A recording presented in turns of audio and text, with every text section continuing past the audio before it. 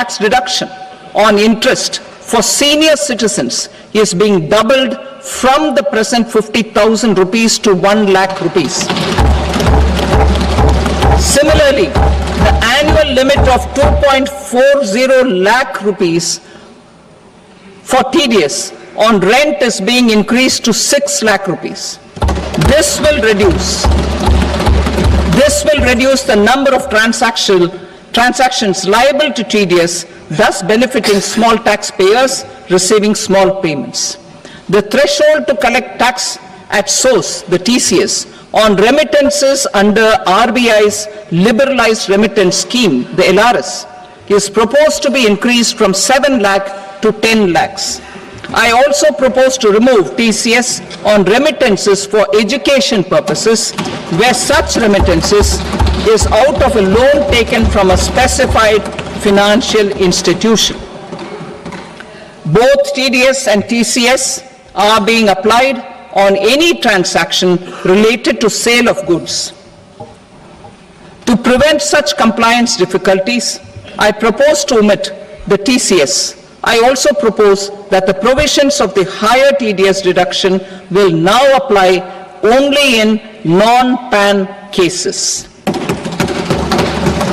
In July 2024, the delay for payment of TDS up to the due date of filing statement was decriminalized. I propose to provide the same relaxation to TCS provisions as well.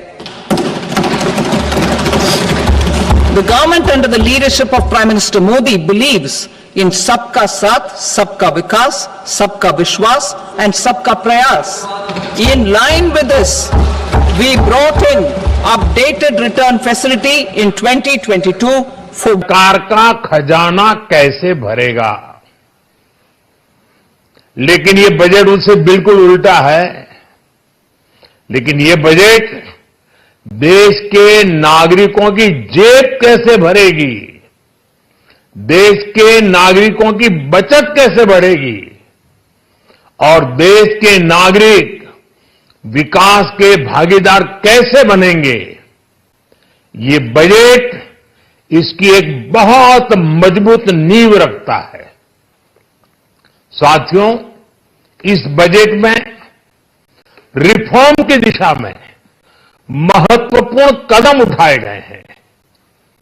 Nuclear energy में private sector को बढ़ावा देने का निर्णय बहुत ही ऐतिहासिक है। ये आने वाले समय में सिविल न्यूक्लियर एनर्जी का बड़ा योगदान देश के विकास में सुनिश्चित करेगा। बजट में रोजगार के सभी क्षेत्रों को हर प्रकार से प्राथमिकता दी गई है। लेकिन मैं दो चीजों पर ध्यान आकर्षित करना चाहूंगा, उन रिफॉर्म्स की मैं चर्चा करना चाहूंगा।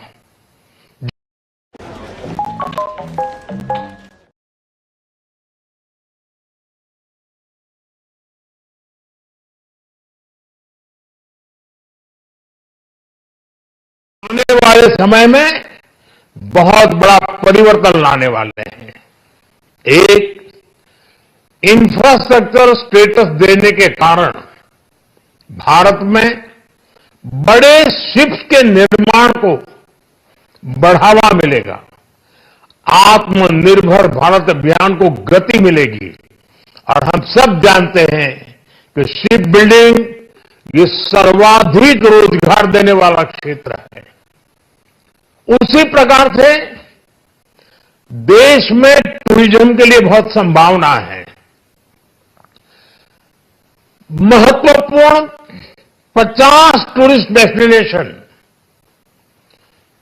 वहां पर जो होटल्स बनाएंगे, उस होटल को पहली बार इंफ्रास्ट्रक्चर के दायरे में लाकर टूरिज्म पर बहुत बल दिया है।